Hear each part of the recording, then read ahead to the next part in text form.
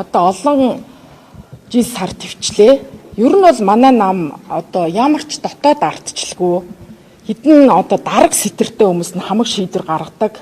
Хэрэгтэй үедээ гишүүдээ наалдуулдаг. Хэрэггүй үедээ одоо улс төрийн хурц зүгээр хэлвэл ар өрөөс нь хутгалдаг ийм нам. За тэгэхээр хамгийн гол нь энэ одоо бүх сэтгүүлч тэвэл мэдээлэлд хамгаалт төсөж байна. Дандаа зам нь тэр нэрийг хэлхээ болий хин хэнийг яаж замдгүй. Гэр бүл рүү ч орно, хүүхд рүү ч орно гэдэг. Тэгэхээр та нар маш сайн анхаарах хэрэгтэй. Хин хэнийг яаж ил далд сүрдүүлж байна. Би бол бас ч гэж гадаад харилцаа сайдсан олон улсын байгууллага хүний эрхийн байгууллагад хандаж олно. Нэг удаа найдлаг гишүүн энэ КНОП хамтарч дарсангүй гэдэг. За яах вэ хүслийнхаа эсрэг КНОП-ын дарыг гэхэд тэр нь ажиллаагүй тоног төхөөрөмж нь. 7-8 хичээгээд бараг 7-8 хичээсэн чадаагүй. Үнээ хэлсэн тэгэхэд яасан? Дарсангүйгээ ширээ балгаж босч ирж байна. Юу гэсэн үг? Энэ олон гишүүд өөдөөс харж байна. Ичиж амьдрий, нэр хүндээ бодъё гэсэн. За энэ болгоныг би төвчээд олон сар явчлаа. Ёс зүйн орооны дарга Баярбаатар мэднэ, хэлжсэн. Хүний эрхийн асуудал хариуцдаг мэдрэмжтэй. Хүний эрхийн одоо ажлын хэсгийг хуулийн одоо үндэсний хөтөлбөр 2 дахь шатыг боловсруулах гэж байна шүү дээ. Тэр хөтөлбөрийг хариуцдаг баасан жаргал гээд хуульч эмэгтэйд бас ерөнхийдөө хальт бичсэн. Олон улсын парламентчдын бүлгэм гэж байдаг. Тэнд бас хандах байсан би. Англиар захиагаар бичсэн байсан. Гэхдээ яг хуу бид нар ч бас эмэгтэй хүмүүс хүлээцтэй, хүнлэг, инэрэнгүү. Гэхдээ хэдий болтол инэрэнгүү хүлээцтэй гэж яг хуу. Болохгүй. Дотоод ардчлал байтугай байхгүй. Болохгүй. Хүн нам тарах хэрэгтэй. Би шулуухан хэлээ.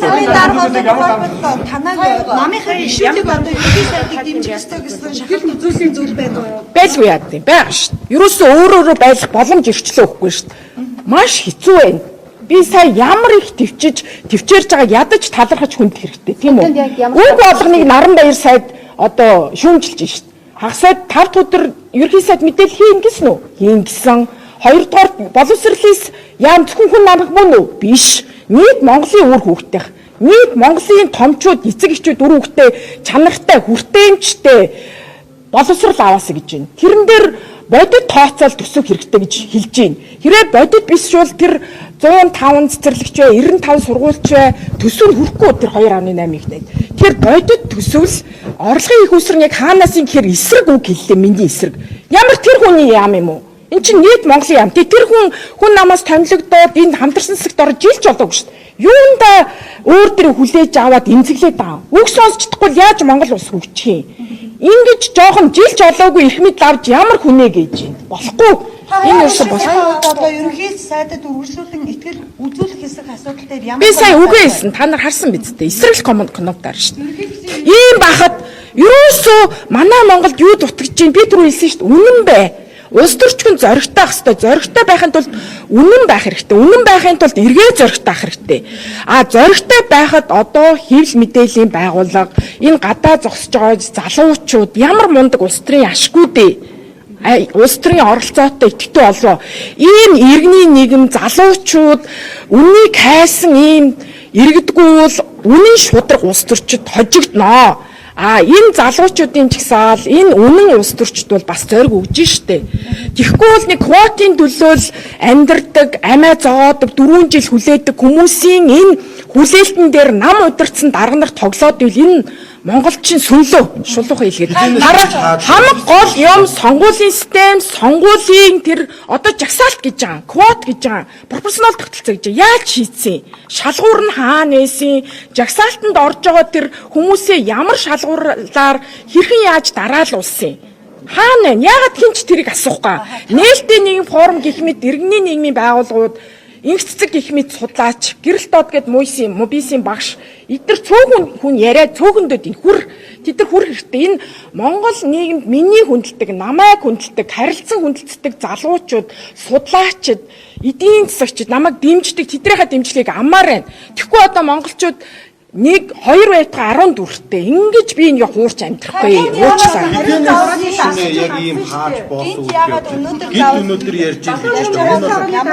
Одоо үг болгоныг хинж ш. Сая одоо энэ чуулган дээр хэлсэн үгийг хянжин буруу үг хэллээ гэж юу гэсэн үг вэ? 5 дахь өдөр бас буруу үг хэллэгс тий яах гэдэг. Тэгвэл би иргэдийг төлөөлөхөө болий. Энд ч үгүй 3.5 сая хүнийг төлөөлөөд бид нар маш хариуцлагатай ийм чухал ажил хийж байгаа. Энийний цаана хүмүүсийн амьдрал явж байна. Цаг хугацаа урсж байна.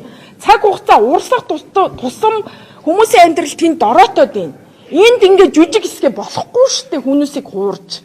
Чи хүмүүсийн хадлаа чин сэтгэлээс амьдрах ёстой. Тэгэхгүй 126 он би эндээ таалагдах гад би энийгээ хэлсэн үгийг хянаа сууж явах ёстой юм үгүй. Тэнд гадаа иргэд амьдраад байна. Тэдрийгээ төлөөлөөд шударгасны төлөө, эдийн засгийн төлөө, төсвийн зөв зарцуулалтын төлөө, төсвийн сахилга батын төлөө хийн гэсэн тэр том жижиг мега төслүүдэд үнэн чин сэтгэлээс хэрэгжүүлэхийн төлөө явж явах ёстой болохоос биш.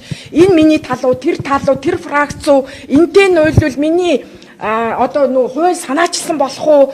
Дараагийн сонгуульд маань би нэг ажилсан болчихсон. Нөгөө PR, нөгөө хийвэл мэдэл болохгүй. Энэ буруу яваад байна. Монголчуудаа бид өөрсдөө хуураад байна. Хайрын цаг хугацаа, хайрын энерги, хайрын хизээнээс эхэлсэн юм бэ энэ асуудал. Угаасаа л хариуцлагын дарагч байгаа одоо энэ дарамтыг хариуцлагын орооны дарга маань ярьсан болгоно нь учиртай үнэлэлтэй би яг нарийн сайн дагаагүй уншаагүй тэгтээ тэр хүн яагаад бас өмнөх үүргээ сайн хариуцлагатайгаар хийж гэж би бас хүсэж ирсэн удаа би